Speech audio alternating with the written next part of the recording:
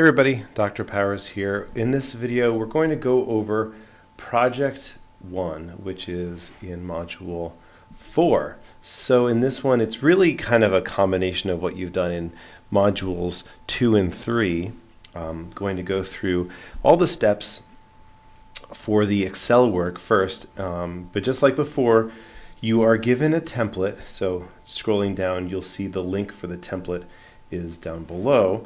So definitely use that Word document template. Don't just write stuff up willy-nilly. Please do use the template and remove the bracketed text as you did in assignments for modules 2 and 3. Now, going back up, you will have the real estate data spreadsheet. This is also the same data that was used for modules 2 and 3 assignments, but we're going to be getting a brand new sample from this.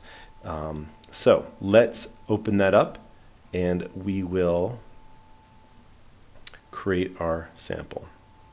All right, now when it opens up, it's in protected view. I want to enable editing, and let's take a look, see. Now, the assignment specifies to pick a random sample of 50 houses. These are houses from the entire list, not from just one region. So I'm not going to choose a region and delete all the others. I'm going to create a column called random for my random numbers. So I'm going to do what I did before, which is equals RAND, parentheses. That creates the random value. So this is what you type into one of the cells, equals RAND, then open and close parenthesis, hit enter, and that's your first random number. I'm going to click the little green box and I'm going to drag that down. I'm going to go down all the way to row 1000 and something. It's row 1010 or something like that. 1005. That's my last column or last row. Go down to there. Now I've got all my data with an associated random number. Now, just as before, I'm going to I'll select the random number column header and go to data up above, sort, and I want to sort by random, smallest to largest. All right, great. Now I'm going to, just as before, I'm going to create a new sheet. And I'm going to put my data on that. I'm going to select rows 5 down to and including 55. So that should be a full 50 values. I'm going to copy that. Copy. Okay. Go to my new sheet and paste. I'm just going to scroll down and check. Yes, row 51, which is my 50th house. All right. Great, we're going to have to do a couple things for these. Identify the response and predictor variables. Just as before, square feet is your predictor variable. We're not looking at dollars per square foot for this assignment. I'm going to delete that. Select column E, right click or command click, and delete. Then I'm going to make sure my predictor variable is before the response variable. So square feet should be to the left of listing price. I'm going to select column E, right click on it and cut. Now I'm going to go to column D and right click, insert cut cells. That's going to put the square feet first. Excellent. All right. Now we're going to create a scatter plot of the response and the predictor variable. I'm going to, if I just select those two columns now and go to insert and then scatter plot, I will get my scatter plot. Looks all right. I'm of course going to once again add chart elements. I'm going to add a trend line and I'm going to go to more options because I want to scroll down to include the equation and R squared on the chart. So that's what I'm going to do. You should do the same. I'm going to put those up here so they're legible. R squared is not as strong as it was in the first assignment. That's okay. No problem at all. All right, great. So we're going to have to, that's how you create your scatter plot get your equation and your R squared. We're going to create histograms for the two variables as well. These are going to also go into the report. So I'm going to start with the square feet, and I could actually just select column D and go to the insert menu, and under the charts you'll see this statistics, insert statistics chart menu, and if I click on that, there's a option for a histogram. This is a good histogram. All right, looks fine. I want to change the chart title. This is a histogram of square feet, and yeah, that's a nice histogram. I'll put it right there. I'll talk about it in a second. I'm going to show you listing price listing price histogram. Same thing. Go to the insert menu, insert a statistical chart, insert a histogram. That's my histogram. I'm going to change the title. Call it histogram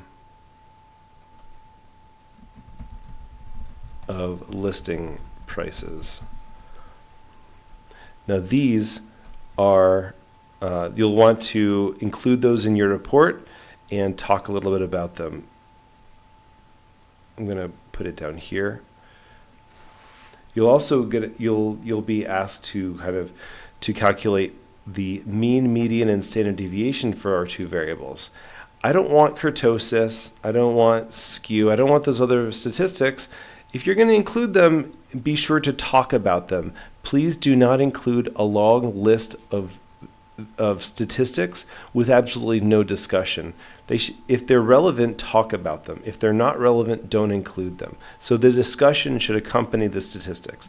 So we're going to calculate, you are asked to calculate the mean, the median, and the standard deviation. We already went through the mean and median, mean and standard deviation formulas, but I'll just remind you, for mean, it's equals average, and then put in a parenthesis and select this list of numbers. I'm going to go from there all the way up to the top. Hit enter. Now I've got my average square footage. The median is the median, the name of the function is median, so I just type in equals median, and again, parenthesis, and then select the data. Click, drag to select all around. I don't think if you include the header row, I don't know if it causes a problem or not, but why risk it?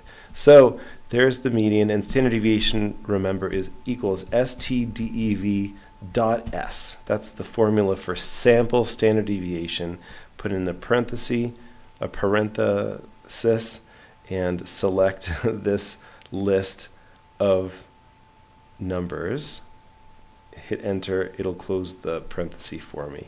362 square feet is the standard deviation. I'm going to now copy these formulas over by selecting all three of them. I'm going to just drag this over to here, and it actually copies the formulas for the listing prices perfectly. So I've got the mean, median, and standard deviation, square footage, and listing price. So I want to include those in a table in my report. I'm going to also talk about the shapes of these distributions. For these they're both a little bit skewed to the right, just a tad. The square feet is roughly symmetric. I mean, there's maybe the tail on the left is a little bit fat, so that means, well, I don't know actually what the skew is going to be. It's roughly symmetric, but for listing prices, there's definitely a right skew, because you can see this symmetric portion of it is over here, and then we have this tail that sticks out to the right. So anyway, it looks like I've got, as far as listing prices, a couple little outliers. Like, it looks like there's this listing price that is 500,000 square feet listing, or $500,000 listing price. That I would consider an outlier, probably.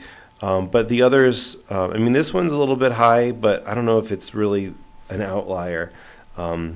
So yeah, you're going to need to go through and talk a little bit about the shape, whether it's symmetric.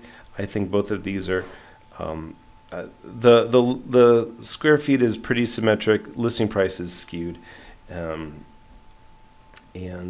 talk about any outliers, compare that to the national statistics.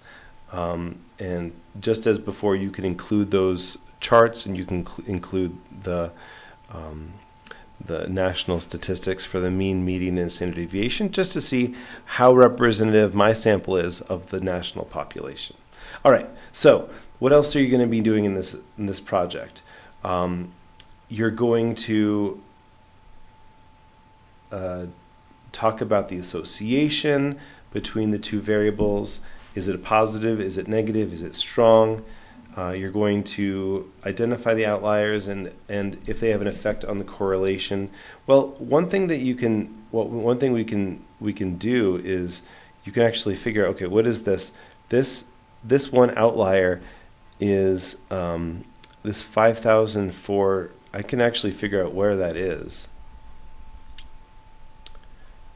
Going through. Oh, it's the last one. It's in the south. It's Davidson County. So if I was to actually delete this, let's just take a look and see.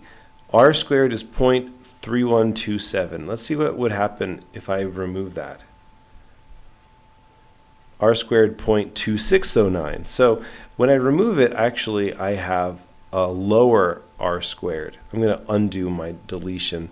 So you can see, I can say that this is an influential point. It does affect R squared. If I remove it, things change noticeably. So that's one of the things you can talk about in your report, is the effect of keeping or removing any identified outliers. Calculating the correlation coefficient. This, again, we've done before. I'm going to actually do it right here. I make a little bit of room. The correlation,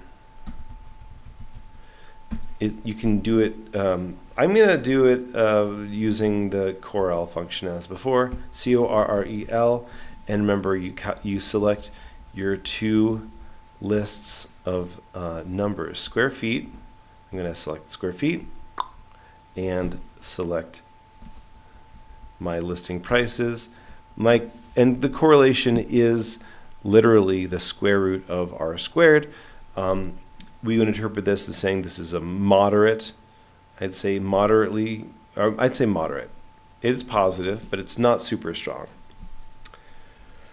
And we're going to be using our model to make a prediction. So let's say if we had a house that was 2,700 square feet, what would you predict the listing price to be? So I'm going to calculate 119.25 times 2,700. Oh, not 2,700. I was thinking actually 2,300. That would be more in line. And you can pick the square footage. It's your choice. Whatever you want to do. Just make one prediction. That's what you're asked to do. And then I'm going to add 84,295. That's my intercept. And that will calculate. So this is the predicted listing price for a 2,300 square foot house. Okay, that'll be going into my report as well, and talk about how you produce that using the model equation. Very easy. And let's see. Yeah, and just so that's all the Excel work. I want you to be sure to just read through the assignment, and of course also go through this rubric carefully. Read through what's expected of you. I'm going to be grading you based on the rubric. So if you haven't fulfilled one of the rubric categories, you will not be getting the points for that. That's just how it goes. So please do read through the rubric and make sure that you satisfy all of the requirements in the rubric, and you will do fine on this assignment. So that's all you need to do in Excel, and you'll be using the template just like before. Remove the bracketed text, make it look nice, include the requested charts and tables in the body of the Word document, not as an attachment. And for this one, you don't need to include your whole list of 50 random samples in the document, but you can if you want to. I would recommend, if you're including them, put them in as an appendix at the end of the report, rather than in the body of it. But if you include it in the body of it, like in the beginning of the report, I'm not going to get mad with you, but it would be better if it was in an appendix, because it's a 50 sample size is pretty large. It doesn't have to go into the report. That was only asked for in the assignment for Module 2. It doesn't have to go in the report in this one. All right, well, that's everything I'm going to say about this for now, and I hope that you have no problems at all. Okay, bye-bye.